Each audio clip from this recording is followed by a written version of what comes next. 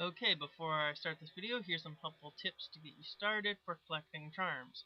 Make sure to do familiarization weekly for triple charms. Make sure to get a charming imp, it will collect charms for you.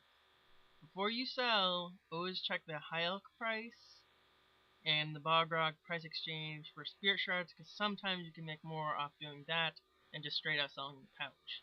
Sometimes cheaper is better. It's cheaper to not spend money and make money collecting, so keep that in mind. Alright, the first place we're going to go to is giant rock crabs. Now these are very good if you're a low level, especially if you're just starting out. As you see, I'm using very low level weaponry. I am using my war piece of zamorak, but I would totally suggest batwing over that. I just did not have batwing and I did not feel like buying the whole entire set. So there's no huge advantage from using this. Make sure to bring the best tier food you can use, and I did mess up on this. I did go to the wrong spot, so sorry for that. Now, how spells do work, as I'm pretty sure, is it's based off your weapon, so I'm pretty sure my 99 magic isn't going to affect this at all. Make sure to go in that one. These are really weak and really good for charms, well, gold charms at least. As you'll see, I do only do 5 minutes here, but that is just so I can get some information real quick off them, as it should be consistent. They do have some pretty decent drops, I will say that, compared to other things that drop gold charms. And they actually give very good XP, so I would definitely suggest doing this if you're around 60 magic. Well, actually any magic really, because they are very weak, so the charm rate will be definitely consistent for you, and they are, like I said, good money. They do drop rock shell splinters and other rock shell items, which are good money, and I will show you a chart in a couple of seconds proving that point for you, just so you know, and here it is. And here's what I was talking about. So their location is the Chaos Tunnels. They have 3400 HP, which is really low. Their weakness is fire spells, so make sure to use those. Their max is only 272, and you get 140,000 magic XP per hour with 792 gold charms per hour. They have some very good drops like water talismans, high level seeds, caskets, and rock shell items, which are worth about 10k plus, matters which one. So those are really good to do. Now moving on to some hellhounds. Now I did do this on my noob account, and I am potted, so sorry about that. It won't really change much. So I made sure to do this with no charming imp or anything, and low melee stats, only 75 strength and everything. And I'm using glaiven. I would highly suggest using glaiven. And also, while doing this, if you have a bone crusher, definitely use that. So here's what I collected in that 5 minutes, because I did do 5 minutes here. Now, you do kind of lose some HP, so I would kind of recommend bringing food if you have it. But other than that, you really won't need it. You get no profit, though. That's the only thing that sucks with these. So definitely keep that in mind. Okay, so here's another information tab. Hellhounds are located in the Taverley Dungeon. They have 3,300 life points. Their weakness is slash. They only have a max of 224, but there is multiple around. You get 151k melee XP per hour, 264 gold charms, and the only thing you get from them is clue scrolls, so they're not really good if you want money, but I guess if you do the clue scrolls you can make some good money, so make sure to keep that in mind while doing. So here's the next place we're going, is to fire giants. I'm doing this on my noob account again.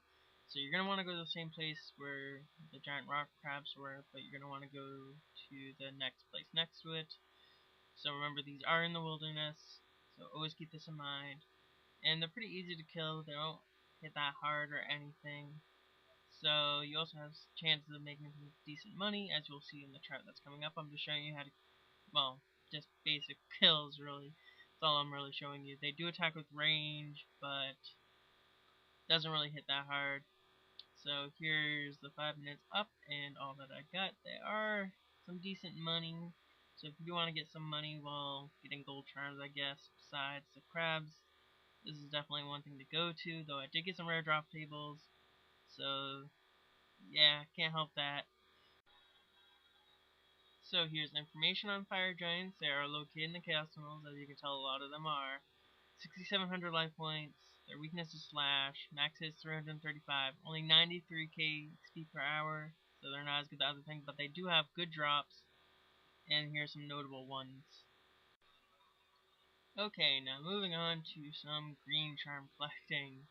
So this would be only if you're a low level. These are really bad if you are a high level, so definitely keep that in mind. Do not do these, do that next thing. So here's a chart. Now, as you can see, they're in the chaos tunnels. They don't have that much health and they don't have the high max hit. They are not good XP per hour. They are good green charms in comparison to the next thing, and they do drop some stuff, but not that great.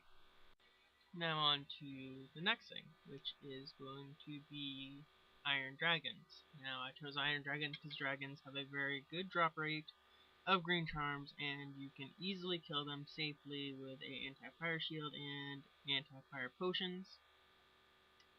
Now they are very good money, but the cave bugs are a lot, well, sort of a lot more green charms per hour.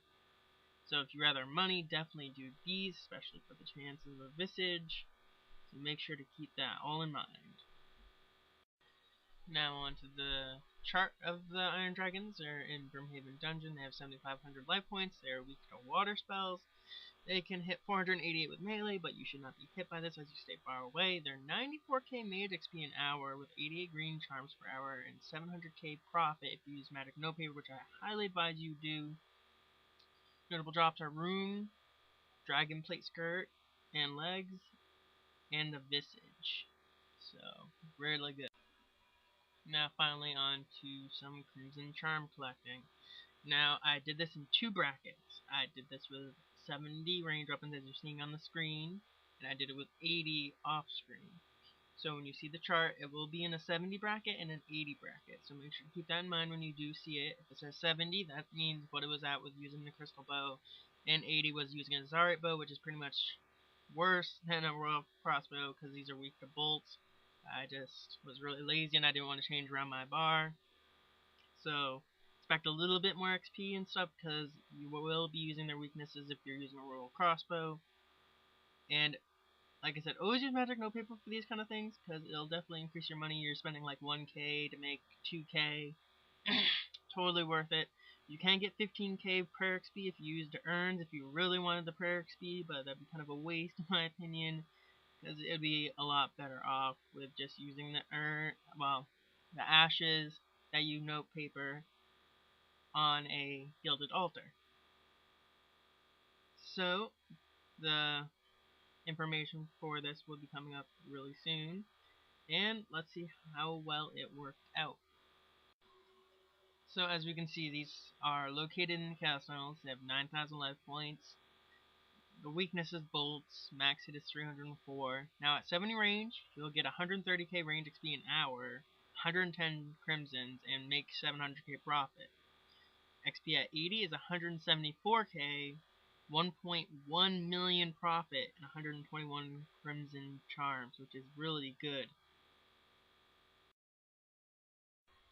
Now I'm sure all of you were expecting this. Water Fiends. Now I did forget my renewal, but don't worry, I did count the time with a stopwatch. I did this with the 70 range and the 80 range as well. Now Water Fiends are good profit, I guess.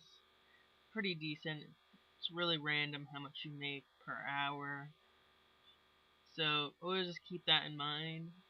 But it's relatively decent and good charms, which always makes them a good option. So, here's the information. They're located in the castles or the ancient caverns. 8,000 life points. Their weakness also is bolts, and they can hit max 700. Now, at 70 range, they're 220k XP an hour, with a profit range of 600k and 210 crimsons. Now, at 80, they're 286k range XP, which is a decent increase when you think about it, and 800k profit per hour, with 250 plus crimsons. Now, sorry as I have no footage for these, as I did not go do them, but Tormented Demons require Walgothic Sleeps. They have 20,000 life points. They have a max hit of 1,100. You get 50 plus blues an hour, and they drop Dragon Pieces, Dragon Claws, and Dragon Limbs, which are worth quite a bit right now. They are kind of annoying to kill, though, as you do need to pray against them according to what they use and lure them. Now, glacors, they require Witch with a Madra.